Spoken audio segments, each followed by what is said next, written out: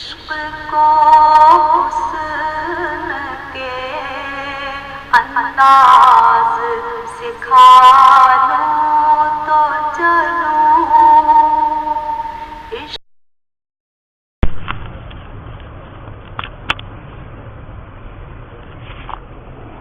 وَأَمَّا وَصْفُهُ،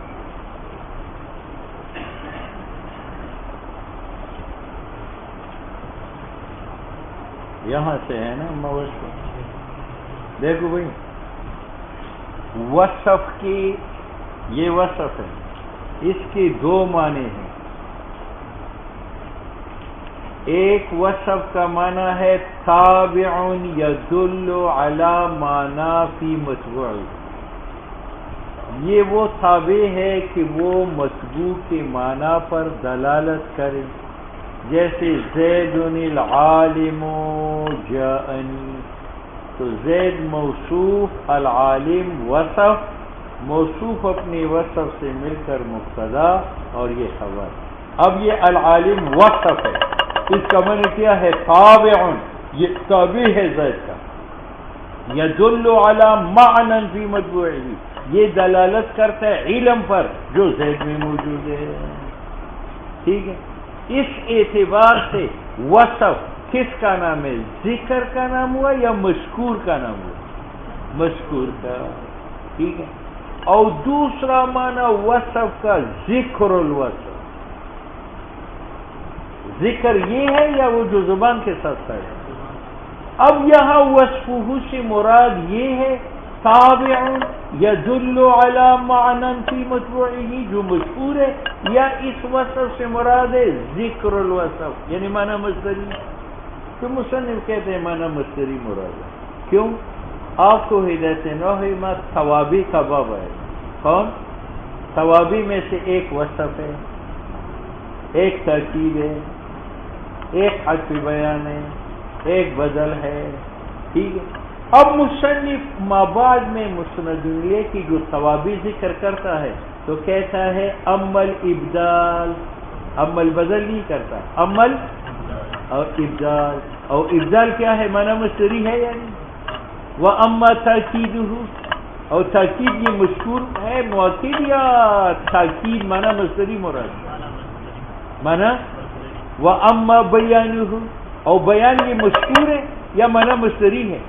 تو جب تمام ثوابی سے بیان سے مراد معنی مصدری ہے، تاکید سے مراد معنی مصدری ہے، ابدال سے مراد معنی مصدری ہے، تو وصف بھی ایک تابع ہے، اس کی بھی مراد معنی مصدری. اور معنی مصدری وہ تابعون ہے یا وہ ذکر ہے؟ تابع.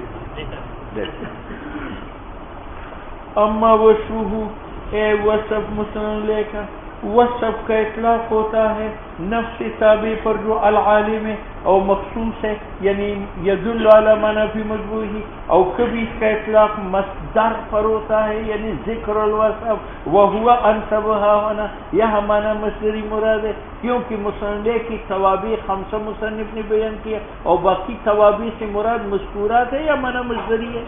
ہاں یہ معنی ہے. ہاں ہونا وَأَوْفَقُ بِقَوْلِهِ وَأَمَّا بَيَانُهُ، تو بیانو سے مراد معنی مصدری ہے. وَأَمَّا الْإِبْدَالُ مِنْهَا، تو یہاں مراد معنی. تو یہاں بھی اما وصفہ اے ذکر الوصف لہ. اب بات سمجھ میں؟ چلو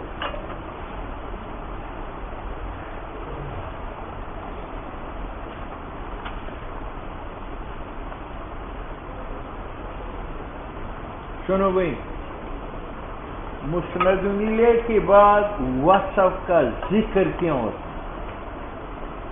تو کہتے ہیں مسند الیہ کا معنی مبہم ہوتا ہے، تو ہم وصف کا ذکر کریں گے تاکہ اس معنی مبہم کو بیان کریں. میں نے کہا الجسم یحتاج الی حیز، کہ جسم محتاج ہے ایک مکان کو. اب یحتاج الی حیز یہ خبر ہے اور الجسم مبتدا ہے. پتہ نہیں جسم کس کو کہتے ہیں، تو میں نے اس کا وصف ذکر کیا. الجسم الطویل العریض العمیق یحتاج الی فراغ یقبلہ. اب الجسم موصوف ہے، الطویل العریض العمیق اس کے اوصاف ہے. اوصاف کا ذکر کیوں ہوا؟ تاکہ اوصاف موصوف کا معنی کیا ہوتا ہے.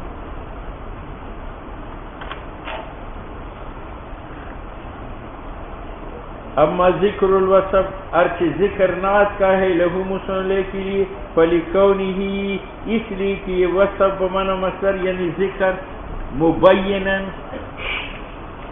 اب تم بتاؤ علامہ نے کیا کہا کہ وصف سے مراد وہ مذکور العالم ہے یا معنی مصدری ذکر ہے؟ ذکر. لیکن کہتے ہیں لکونہ میں ضمیر وصف کی طرف راجع کرو بمعنی مذکور سے، کیونکہ اس کے بعد آیا ہے لکونہ مبینا لہو، یہ مصنع کا معنی بیان کر دے. اور معنی مصنع کا ذکر کرتا ہے یا وہ الطویل العریض مشہور کرتا ہے؟ ہاں یہ معنی ہے اس قول کا کہ والاحسن، احسن یہ ہے کہ بمعنی نعت کی ہو جو مذکور ہے. ٹھیک ہے. اور کہتے ہیں قواعد عربیہ میں اس کی گنجائش ہے کہ لفظ سری سے ایک معنی ہو اور جب ضمیر لوٹایا جائے تو دوسرا معنی. تو لفظ سری وصف سے ذکر وصف کا ہے اور کونی ہی ضمیر سے مذکور ہے.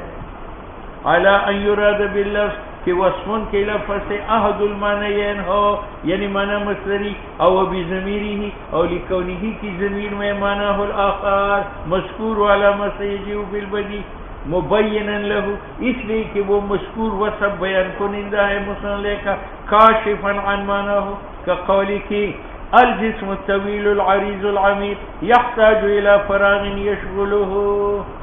جسم موصوف طویل صفت ہے والعریض صفت ثانی عمیق صفت ثالث موصوف اپنی صفات سے مل کر مبتدا یحتاج فعل ضمیر رجی جسم کی طرف فاعل الی جار فراغ موصوف یشغل فعل ضمیر راجع ہے جسم کی طرف وہ فاعل ہو ضمیر راجع فراغ کی طرف مفعول فعل اپنے فعل و مفعول سے مل کر جملے صفت ہے فراغ کا موصوف صفت مل کر مجرور ہے جاری مجرور متعلق ہے یحتاج سے فعل اپنے فاعل اور متعلق سے مل کر خبر ہے.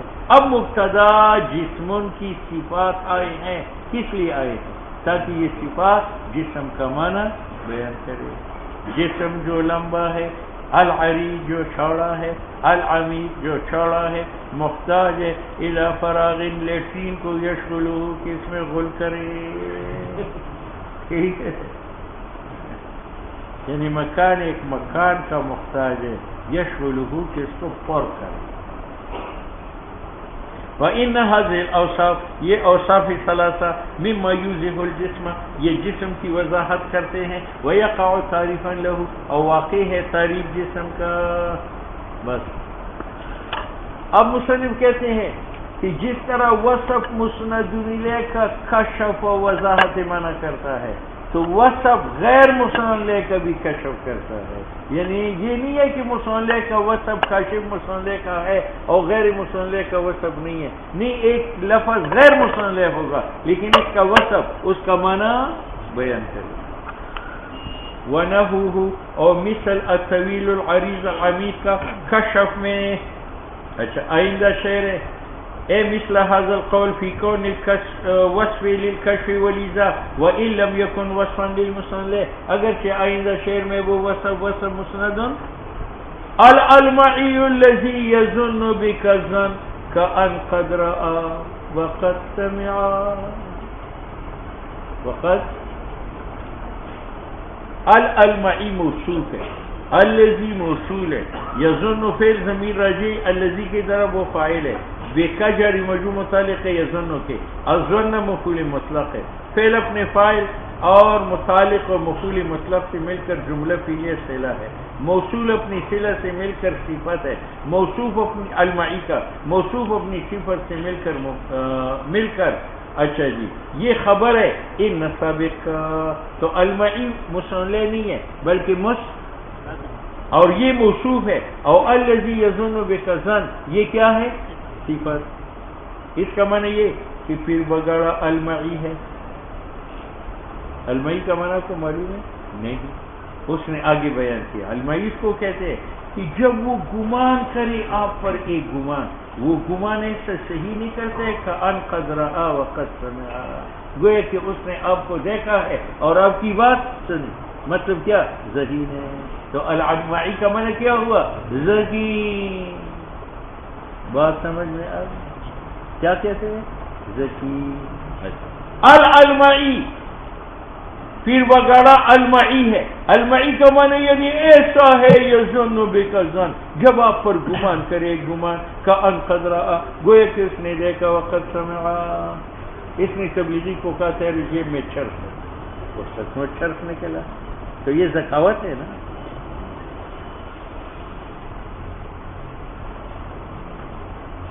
خود کہتے المعی کا معنی ذکی، المتوقع، جس کا ذہن آپ کی طرح بھلتا ہو. اول وصف بعد یہ الذی یظن بک ظن جو وصف اس کے بعد آیا ہے، مما یکشف معنی ہو، اس کا معنی جو ہے وہ ظاہر کرتا ہے اور واضح کرتا ہے. ولکنہ لیس بمصنع، لیکن المعی مصنع نہیں ہے، کیونکہ المعیہ مرفوع ہے. یہ خبر ان کا ہے. بیت سابق میں وہ یہ قول ہے، ان الذی جمع السماحة والنجد والبر والتقى جمع الالمعی الذی یظن بک ظن کأن قد رأى وقد سمع. ٹھیک ہے، باہر کے مطابق نہیں ہے لیکن اس میں ان الذی، وہ بادشاہ جمع السماحات، جس نے جمع کیا سخاوت کو، والنجد قوت کو، والبر اور نیکی کو، والتقى شجاعت کو، جمع سارا کا سارا الالمعی. یہ خبر ہے. او یا یہ کہ المعی منصوب ہے، یہ صفت ہے اسم ان کا، اسم او یا المعی منصوب ہے بتقدیر آنی، یعنی اعنی الالمعیہ او لکون الوصف مخصصا.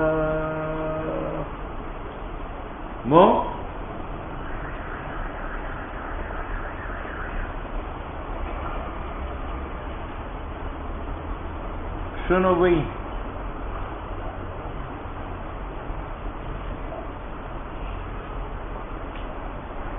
لارو تفرید ہے سلیرہ روانی اگر یو گیلا شبوی دیدان ٹھیک ہے.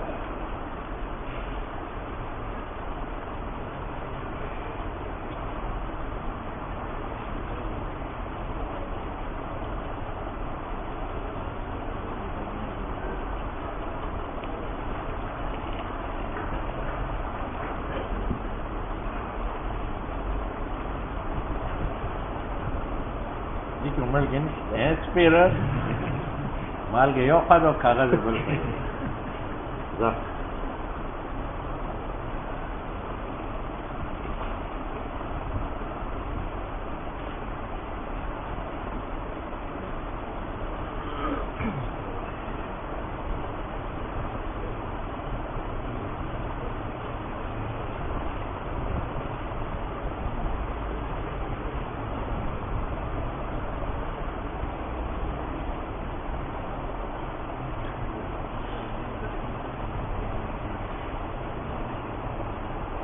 سنو بھائی،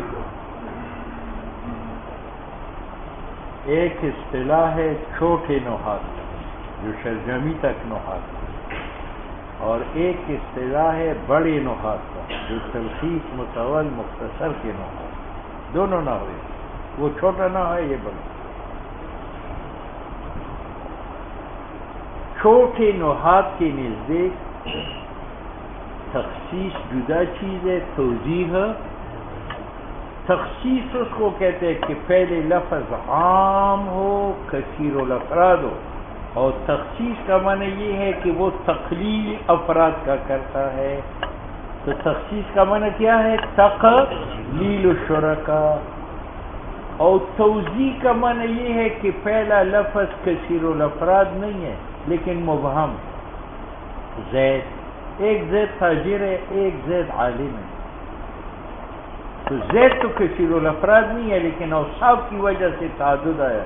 تو میں نے کہا زید تاجر، تو اس صورت میں یہ تاجر تخصیص نہیں کرتا، تخصیص تو تکثیر چاہتا ہے، اور زید میں تکثیر نہیں ہے. ہاں یہ توضیح کرتا ہے. توضیح کا معنی رفع ابہام، اور اس میں ابہام تھا.